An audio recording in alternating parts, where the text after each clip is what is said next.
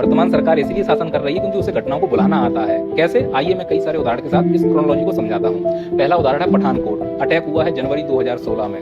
Chronology के अनुसार पहले अटैक होगा, फिर रैली होगी, फिर उस रैली में नेता जाकर शहीदों के नाम पर वोट मांगेगा। स्क्रिप्ट के अनुसार नेताजी ने वही किया। आप सुनिए।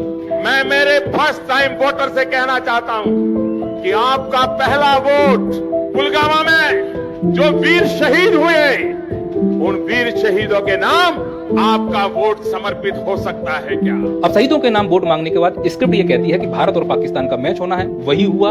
2.5 महीने के बाद मार्च 19 2016 को भारत और पाकिस्तान का मैच हुआ। स्क्रिप्ट के अनुसार भारत को जीतना चाहिए था। वही हुआ। अब भारत जीतेगा तो अंदर एक देशभक्ति आएगी, हम झंडा उठाएंगे, शहर के विभिन्न क्षेत्रों में रात में घुमाएंगे और बोलेंगे भारत माता की जय, हमने पाकिस्तान को हरा दिया। हम भूल गए उस घटना को जो पठानकोट में हुई, भूल गए तो वो शासन कर रहे हैं। अब मुद्दा क्या है? फिर एक और नया मुद्दा आना चाहिए। फिर होता है उरी अटैक। यह होगा सितंबर 2016 में। अब अटैक हुआ है। क्रोनोलॉजी क्या कहती है? अटैक के बाद क्या होगी? रैली होगी। तो हमारे नेता ने रैली की। उस रैली में क्या करेंगे? शहीदों के नाम पर वोट मांगेंगे। वोट मांगे गए। अब क्या होगा? अगला भारत और पाकिस्तान का मैच होगा। तो वही हुआ। जून 2017 में लगभग 8.5 महीने बाद भारत और पाकिस्तान का मैच हुआ।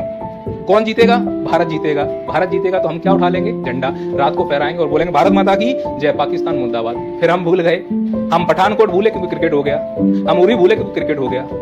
अब हमें कौन याद रखे? तो फिर घटना करवा दो। तो फिर एक घटना और हो गई कुछ समय के बाद। 14 फरवरी 2019 को पुलवामा अटैक हुआ। पुलवामा अटैक हुआ है, घटना हो चुकी है। अब क्या होगा? रैली होगी। तो प्रधानमंत्री जी फिर रैली में जाएंगे, कहीं केरल जाएंगे, कहीं महाराष्ट्र जाएंगे और रैलियों में वही लंबे लंबे भाषण।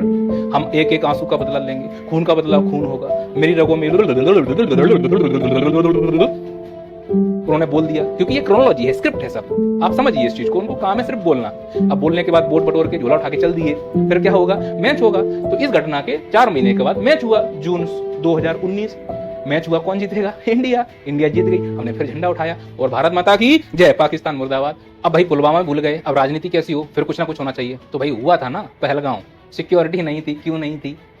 2-2 घंटे मारते रहे। कहां थे सब लोग? ऐसी क्या नपुंसक हमारी सिक्योरिटी व्यवस्था थी?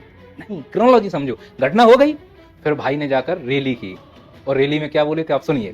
पानी और खून भी एक साथ नहीं बह सकता। मतलब समझ रहे हो? खून और पानी साथ नहीं बहेगा। मैच होने वाला है कल 14 सितंबर को। मैच हो रहा है। किसका? कितने महीने बाद? 4 महीने 22 दिन बाद। भारत और पाकिस्तान का। बताओ मैच कौन जीतेगा? बाबा भगवान कहते हैं मैच जीतेगा भारत। फिर हम क्या करेंगे? रात को निकलेंगे, क्या करेंगे? झंडा फहराएंगे। क्या भूल जाएंगे? इस पहलगांव की घटना को।